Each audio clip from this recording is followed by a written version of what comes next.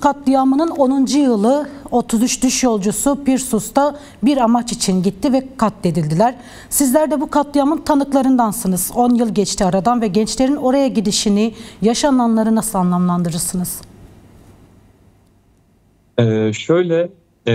Şimdi Suruç'u anlamlandırmak için biraz Suruç öncesine de bakmak lazım. Bu topraklarda toplumsal muhalefetin, demokrasi güçlerinin, sol ve sosyalizmden yana olan güçlerin en yükseldiği, birçok çeşitli talebin ortaklaşıp bir mücadele ortaklığına gittiği bir dönemden geçiyorduk biz 2013 yılında. Bunun en somutlaştığı yer Gezi direnişi oldu. Gezi direnişinde gerçekten her renkten, her toplumsal kesimden, her taleple insanlar buluştu ve bu rejime, şu an bu coğrafyanın yaşadığı rejim sorununa itirazını dile getirdi. Muazzam bir güç açığa çıktı. Bütün toplumsal kesimlerin böyle buluşması gerçekten muktedirlere büyük bir korku saldı. Böyle olunca bu sefer egemen güçler, devlet farklı bir yönelime, farklı bir güvenlik mimarisine doğru bir yol aldı.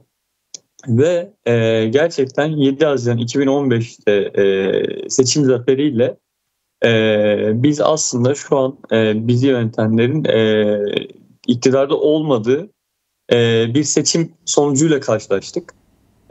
Ve aldığı en büyük yenilgiydi bu AKP hükümetinin.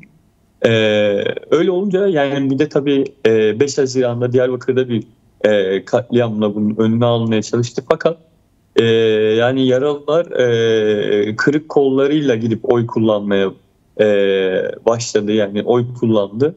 Ve hani demokrasiden yana, soldan sosyalizmden yana iradesi en güçlü şekilde ortaya koydu ve bir kazanımla çıktı. Şimdi sonrasında ise bambaşka bir konseptle, bambaşka bir saldırıyla IŞİD barbarlığını kullanarak, onunla ortaklaşarak Suruç'ta bir katliam gerçekleştirdi egemenler. Yani bu katliamı ben Suruç'un seçilmesini çok kasıtlı, çok planlı bir şey olduğunu da düşünüyorum. Çünkü gerçekten Suruç'ta bizim gittiğimiz otobüsler, Suruç'a gittiğimiz otobüsler, daha demin haberde dinledik. Mezarlarımız bile bu coğrafyanın her yerinde, Kürdistan ve Türkiye'nin her yerinde, Dölemerk'ten Trabzon, Of'a kadar. Şimdi yani yürüyen bir geziydi o otobüsler. Gezi'nin ruhunu, Gezi'nin direnişini, Gezi'den öğrendiklerimizi Kobani ile buluşturmak, Rojava devrimi ile buluşturmak, orada şehit düşen bütün arkadaşlarımız yaşamı nereden tutuyorsa, ne biliyorsa, ne kadar emek verebilecekse devrimin yeniden inşası için ortaya koymak için gidiyordu oraya. Kimisi Berfin Elvan filanlığı için gidiyordu, kimisi çocuklara jimnastik dersi vermek için gidiyordu, kimisi psikolojik destek için gidiyordu savaş sonrası. Kimisi diyordu ya ben hani moloz kaldırırım, hastane inşaatında çalışırım. Herkes yaşamı nereden tutuyorsa onu devrimle buluşturmaya, Rojava devrimine verilecek en yoldaşça cevabı, takınılacak en yoldaşça tavrı takınmak için oradaydı. Ve tam da gerçekten yaşadığımız coğrafyada hani devrimci bir moment buradan çıkacak. Hala da bu buradan çıkacak. Bu gerçekten hani büyük bir korku saldığı için egemenlere barışa dair umutları burada bitirmek istediler. Sol mücadeleye, bu halkların kardeşliği ruhuna en büyük saldırıyı burada yapmak istediler. Tabii ki başarılı olamadılar. Bugün hala Suruç'tayız. Bugün Rojava devriminin yıl dönümü. Bugün hala biz devrime omuz veriyoruz. Bugün Rojava devrimi hala halklara umut oluyor. Ve biz yoldaşlarımızın anısını ve hani mücadele ideallerini yaşatmak için çalışıyoruz ve çalışıyoruz.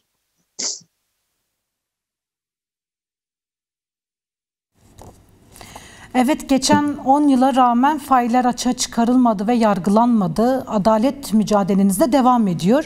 Buna ilişkin ne söylemek istersiniz? Bu aşamadan sonra nasıl bir mücadele hattı örülmeli, neler yapılmalı? Evet, şöyle şimdi zaten hani kampanya sürecinde de hep şöyle söylenir. İşte Suruç için adalet, Soma için adalet. Suruç için adalet, Berkin Elvan için adalet. Suruç için adalet, Roboski için adalet. Suruç için adalet, Cumartesi anneleri için adalet. Yani Suruç'ta biz her renkten, her talepten bir toplandık dediğimizde gerçekten hani ortak acılar yaşıyoruz.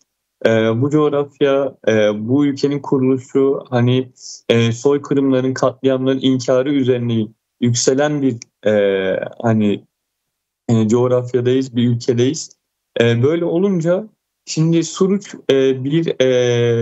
bir çözüm sürecini bitiren olay oldu.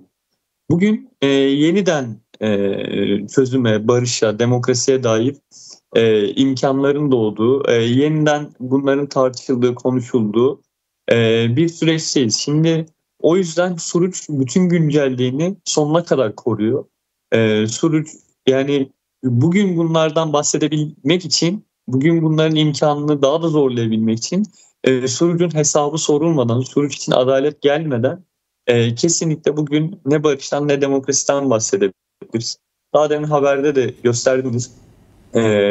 Dava sürecinde yaşananlar, faillerin nasıl korunduğu, gerçek faillerin nasıl saklandığı. Şimdi yani Kolombiyalı yazar Gabriel Garcia Marquez'in Kırmızı Pazartesi romanındaki gibi, yani romanın ilk cümlesi Santiago Nazar bugün öldürüleceğini biliyordu. Biz sonra okumaya devam ediyoruz ama hani gerçekten şimdi yani bu canlı bombaların aileleri kayıp ihbarında bulunuyor ve diyor ki ya bizim çocuklarımız işte IŞİD'e katılıyor. Antep Emniyeti istihbarat bilgisi gönderiyor diyor. Hani burada böyle bir şey olabilir. Buna dair hiçbir önlem alınmıyor. Ya bunu geçtim.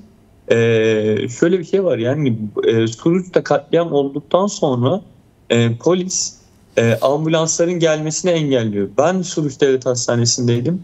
Orada arkadaşlarımız düştü. İçeri silahla girdi polise. Yani hani şimdi yani gerçekten IŞİD'in yapamadığını, IŞİD'in yarım bıraktığını emniyet güçleri tamamlamak istedi. Yani bu katliamda ortaktırlar.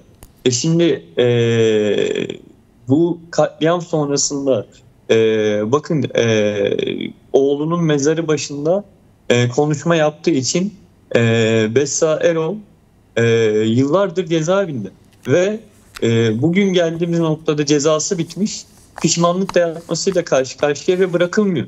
Şimdi yani biz bu katliamla, yani bugün işte bir süreç var ve biz hakikat, yüzleşme, işte adalet, bunlardan bahsediyoruz ama böyle ceberrut bir anlayışla, böyle ceberrut bir zihniyetle karşı karşıyayız. Yani oğlunun mezarında konuşma yapan anne yıllardır cezaevi yatıyor. Yani bu katliamda ortaklık değilse, bu hani yüzleşmenin, hakikatin, adaletin önünde engel değilse nedir yani? Şimdi haberde de izledik.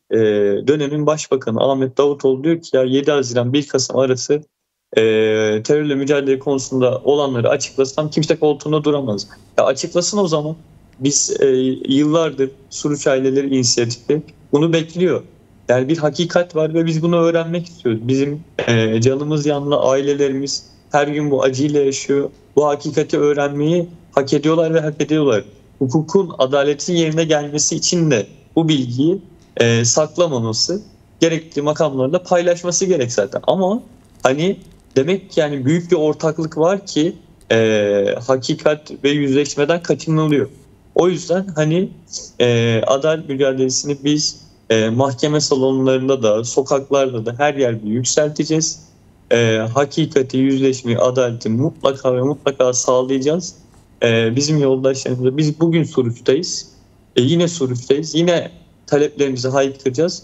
Aile inisiyatifimizden hep söylüyorlar. Diyorlar ki yani bir kişi bile kalsak buna devam edeceğiz. Ama biz bir kişi değiliz, yalnız değiliz. Bu topraklarda adalet arayan bütün toplumsal kesimlerle beraberiz. Her sene Suruç anmalarında bu coğrafyada büyük acılar yaşayan, bizimle ortaklaşan bütün toplumsal kesimlerle yoldaşça omuz omuza zaten bu taleplerimizi haykırıyoruz. Böyle bir iradenin karşısında da fazla duramaz hiçbir kuvvet. O yüzden er ya da geç bu adalet sağlanacak Suud için. Teşekkür ediyoruz Efe Çatalbaş, tekrardan yayınımıza katıldığınız için. Adalet mücadelesinin devam edeceğini vurguladınız. Bu adalet mücadelenize biz de basın olarak takipçisi olmaya devam edeceğiz diyelim. Tekrardan teşekkür ederiz.